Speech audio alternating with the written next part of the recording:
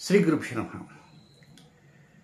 శుభగ్రహ గురువు ప్రస్తుతం వృషభ రాశిలో సంచారం చేస్తున్నాడు. మే 1వ తేదీన వృషభ రాశిలోకి వచ్చాడు. ఆ వృషభ రాశిలో ఒక సంవత్సరం పాటు ఆయన సంచారంలో ఉంటాడు.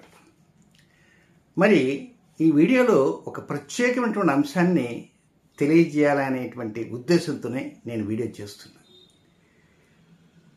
మనకు స్వాతంత్ర్యం వచ్చింది 1947 ఆగస్టు 15. ఆ స్వాతంత్ర్యం వచ్చినప్పటి నుంచి ఇప్పటి వరకు పలుమార్లు వృషభ రాశిలోకి వస్తుంటాడు. ఎవరు? శుభగ్రహ గురువు. ఆ వృషభ రాశి ఎందుకు తీసుకున్నారు అనుకోవచ్చు. ఆనాడు ఉన్నటువంటి గ్రహ సంచార స్థితిగతులను బట్టి మనకు స్వాతంత్ర్యం వచ్చిన వాటి లగ్నం వృషభ లగ్నం అయింది. సరే, గురువు 12 సంవత్సరాలు ఒకసారి మాత్రం వస్తుంటాడు. ఒక్కోసారి కొద్దిగా లేటు కూడా అవుతుంటుంది. 3 నెలలు 4 నెలలు లేటు కూడా అవుతుంటుంది. ఒక్కోసారి 3-4 నెలలు ముందు కూడా వస్తుంటాడు. వృషభ రాశిలోకి గురువు వచ్చిన ప్రతిసారి కూడా కేంద్రంలో పాలక ప్రభుత్వానికి కష్టకాలం అంటూ వస్తూనే ఉంది. ఇంతవరకు కూడా అది ఎప్పుడెప్పుడు వచ్చింది ఏమిటి అనేది కొన్ని వివరాలు కూడా తెలియజేస్తాయి. వస్తే ఏమిటండి, ఏమైంది అనుకోవచ్చు. కొంచెం వీడియో అంతా సావధానంగా చివరి వరకు వినడానికి ప్రయత్నం చేయండి. ప్రస్తుతం లోక్సభ రిజల్ట్స్ రాబోతున్నాయి. జూన్ 4వ తేదీ. మరి ఇదే సమయంలోనే వృషభ రాశిలో సంచారం చేస్తున్నాడు. కానీ ఎలక్షన్స్ ప్రారంభమైంది. మనకు ఏప్రిల్ 13వ తేదీ ఎలక్షన్స్ ప్రారంభమైనాయి. మే 1వ తేదీ గురువు వచ్చేసాడు. అంటే మే 1వ తేదీ ముందు నుంచి కూడా ఎలక్షన్స్ అనేవి ప్రారంభమైనాయి. కొన్ని ప్రాంతాల్లో కొన్ని ఏరియాల్లో ఎలక్షన్ జరిగాయి. ఆ తర్వాత జరుగుతూనే ఉన్నాయి. ఇక ఏం జరిగింది ఇంతవరకు అంటే ఒక్కసారి నేను 1 by 1 చెప్తాను. 1965-66లో వృషభ రాశిలో గురు సంచారం జరిగేటువంటి సమయంలో భారతదేశానికి పాకిస్తాన్కి యుద్ధం వచ్చింది. Indo Pak war. ఏదో ఆ కష్టకాలం ప్రారంభమైంది. అప్పుడు కేంద్ర ప్రభుత్వానికి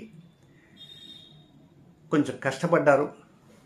ఏదో యుద్ధంలో గెలిచాడు. కానీ వృషభ రాశిలో గురు సంచారం ఉండే సమయంలోనే 1966 జనవరి 11వ తేదీన ఆనాటి ప్రధానమంత్రి అయినటువంటి లాల్ బహదూర్ శాస్త్రి గారు మరణించారు. ఆయన ఎలా మరణించారో ఇప్పటి వరకు ఎవరికి అంతుపట్టలే. అదొక రహస్య మరణం. ఆ సమయంలో తాష్కెంట్ వెళ్ళారు. సరే, ఆయన చనిపోయినారు. అంటే మొత్తానికి ఆనాడు ఆ వృషభ రాశిలో చేసినటువంటి సంచారం కారణంగా కేంద్ర ప్రభుత్వంలో కొన్ని ఇబ్బందులు వచ్చాయి. భారతదేశానికి ఆ టైంలో యుద్ధం కూడా వచ్చింది. ఇది మొదటిసారి. తర్వాత తిరిగి 12 సంవత్సరాల తర్వాత ఇప్పుడు 1977-78లో రెండవసారి వృషభ రాశిలోకి సంచారం వచ్చాడు. ఎవరు? శుభగ్రహ గురువు. కరెక్ట్గా ఆ సమయానికి లోక్సభ ఎన్నికలు కూడా వచ్చాయి. ఆ ఎన్నికల్లో అప్పటి ప్రధానమంత్రిగా ఉన్నటువంటి శ్రీమతి ఇందిరాగాంధీ గారు ఘోర పరాజయం పాలయ్యారు. తొలిసారిగా కాంగ్రెసేతర ఇతర ప్రభుత్వాలంటూ ఇంకా రాజ్యం వెళ్ళడానికి వచ్చేసాయి. కాంగ్రెస్ పతనం అప్పటికి ప్రారంభమైంది. తొలిసారిగా కాంగ్రెసేతర ప్రభుత్వం వచ్చింది. తిరిగి అక్కడి నుంచి మరొక 12 సంవత్సరాలు గడిచాయి. తిరిగి 1989లో అదే సమయంలో కొంత ఎలక్షన్స్ రావటం కూడా జరిగింది. వృషభ రాశిలో గురు సంచారం జరుగుతుంది. తిరిగి అప్పటి ప్రధానమంత్రిగా ఉన్నటువంటి రాజీవ్ గాంధీ గారు ఆయన కొన్ని సమస్యల వలన ఓటమి పాలయ్యారు. ఆ సమస్యలు అవన్నీ వద్దు, ప్రజా వ్యతిరేకతలు అనుకోవచ్చు. ఓటమి పాలయ్యారు. తర్వాత వరకు ప్రభుత్వాలు వచ్చాయి. కేంద్ర ప్రభుత్వం ఒక మాయన మచ్చలాగా పడిపోయింది. తిరిగి 12 సంవత్సరాల తర్వాత 2001లో ఆ సమయానికి ఎలక్షన్స్ రాలేదు. కానీ తెహల్కా స్ట్రింగ్ ఆపరేషన్ కేసు ఒకటి ఉంది. తెహల్కా ఒక మ్యాగజైన్ వారు ఒక స్ట్రింగ్ ఆపరేషన్ చేశారు. వీడియోలు దొరికాయి. దానివలన కేంద్ర ప్రభుత్వంలో సీనియర్ అధికారులు, ఆనాడు బంగారు లక్ష్మణ్ గారు కూడా ఉన్నారు, సీనియర్ అధికారులు, రాజకీయ నాయకులు అనేక రక్షణ ఒప్పందాల్లో ఎన్నో రకమైన అవినీతులు చేశారని రుజువైనాయి. దానివల్ల మాయన మచ్చ ఏర్పడిపోయింది. అంటే వృషభ రాశిలో శుభగ్రహ గురువు సంచారం చేసే సమయంలో అప్పుడు ఎన్నికలు లేకపోయినప్పటికీ కూడా కేంద్ర ప్రభుత్వంలో పాలక ప్రభుత్వానికి, అందులో రాజకీయ నాయకులకి, ఐఏఎస్ ఆఫీసర్లకి, అనేక మంది అధికారులకి కొంత మాయన మచ్చలాగా ఏర్పడింది. అది గడిచిపోయింది. తిరిగి మళ్ళా 12 సంవత్సరాల తర్వాత 2012-13 సంవత్సరాల్లో వృషభ రాశిలో మళ్ళా శుభగ్రహ గురువు సంచారం చేస్తున్నాడు. ఈ గురువు సంచారం చేసే సమయంలో అప్పటికి ఇంకా ఎలక్షన్స్ రాలే, ఇంకా ఎలక్షన్స్ రాబోతున్నాయి. ఈ సంచార సమయంలోనే అప్పుడు ప్రధానమంత్రిగా ఉన్నటువంటి మన్మోహన్ సింగ్ గారు, సోనియా గాంధీ గారి నేతృత్వంలో కాంగ్రెస్ ప్రభుత్వం ఉంది. భారీ వ్యతిరేక అవినీతి కార్యకలాపాల వలన ప్రజా ఉద్యమాలు ఉవ్వెత్తున లేచాయి. తర్వాత ఘోర పరాజయం పాలైనట్టుగా ఆ తర్వాత ఎలక్షన్స్ వచ్చాయి. అంటే శుభగ్రహ గురువు 1 సంవత్సరం పాటు ఉన్నా అంటే కరెక్ట్గా ఆ సమయంలోనే ఏదో ఒక బీజం పడేటువంటి అవకాశాలు ఇంతవరకు జరుగుతూనే ఉన్నాయి. తిరిగి 12 సంవత్సరాల తర్వాత 2024 మే 1వ తేదీ నుంచి నెక్స్ట్ ఇయర్ దాకా, అంటే ఇప్పటి నుంచి ఒక 12 నెలల పాటు వృషభ రాశిలో సంచారం చేస్తున్నాడు. ఎవరు? శుభగ్రహ గురువు. ఇదే సమయంలోనే లోక్సభ ఎన్నికలు వస్తున్నాయి. మరి ఇప్పటిదాకా చూసినటువంటి వివరాలను బట్టి చూస్తే మీరు ఆలోచన చేయవచ్చు, అమ్మో ఇదేమన్నా బీజేపీ ప్రభుత్వానికి గడ్డు కాలమా, లేక ఇంకేదైనా సమస్యలు ఉంటాయా?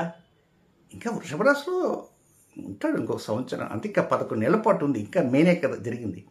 అంటే ఇప్పటిదాకా జరిగినటువంటి ఒకసారి గత దృష్టాంతాలను గమనిస్తే ఇందిరాగాంధీ గారు గతంలో ఓడిపోయారు, రాజీవ్ గాంధీ గారు ఓడిపోయారు, ఆ తర్వాత మన్మోహన్ సింగ్ గారు ఓడిపోయారు. మరి ఇప్పుడు కూడా నరేంద్ర మోడీ గారు ఓడిపోతారా? ఏమో, ఓడిపోవచ్చు. కేవలం ఓడిపోతారని నేను చెప్పడం లేదండి, మీరేం బెట్టింగ్లు కాయకండి. తాను అనుకున్నట్టు 400, 350, 390, 400 అనుకున్న సీట్లు తగ్గవచ్చు, బొటాబట్టి మెజారిటీతో రావచ్చు. ఓడిపోవచ్చు, లేదా బొటాబట్టి మెజారిటీతో రావచ్చు, లేక తుమ్మితే ఊడిపోయే ముక్కులాగా ఉండేటువంటి ప్రభుత్వంలాగా ఏర్పడవచ్చు, లేదా ఇంకా సంవత్సరం కాలం ఉంది కనుక ఈ మధ్యలోనే మధ్యంతర ఎన్నికల లాంటిది కూడా రావచ్చు. కనుక ఏదైనా ఈ సమయంలో ఒకవేళ వారు ఓడిపోయారు అనుకుందాం కాసేపు. సరే, ఎన్నో సర్వేలు వారు గెలుస్తారని చెబుతున్నారు, మరికొన్నిసార్లు ఓడిపోతారని చెబుతున్నారు. బట్ జ్యోతిష్ సర్వే మాత్రం నన్ను అడగండి. మరి ఏది ఏమైనా ఈ కేంద్ర ప్రభుత్వానికి, పాలక ప్రభుత్వానికి గడ్డు రోజులుగా ఉంటాయి. అంటే ఇప్పుడు ఎలక్షన్స్ అని కాదు, ఎన్నో రకమైన యుద్ధ వాతావరణం రావచ్చు. ఏదైనా అటు పాకిస్తాన్, రష్యా, ఇలాంటివన్నీ ఎన్నో ఉన్నాయి. కనుక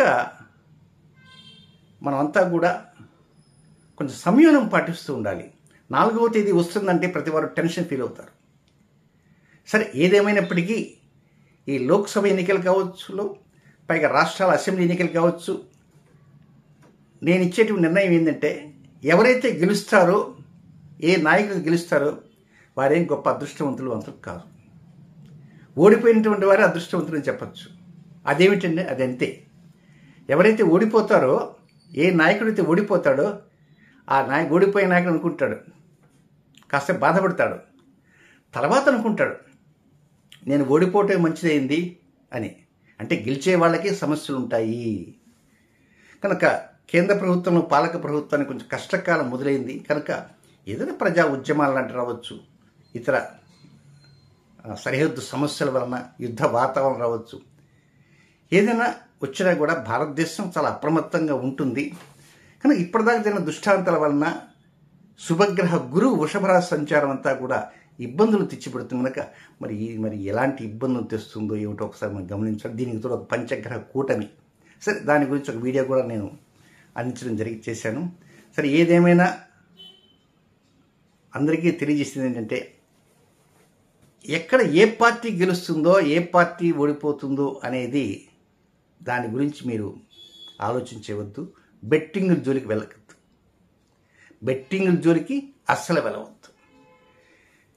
ఈ నాయకుడికి అనుకూలంగా ఉంది, ఆ నాయకుడికి అనుకూలంగా ఉంది, వీరికి వ్యతిరేకంగా ఉంది, వారికి వ్యతిరేకంగా ఉంది.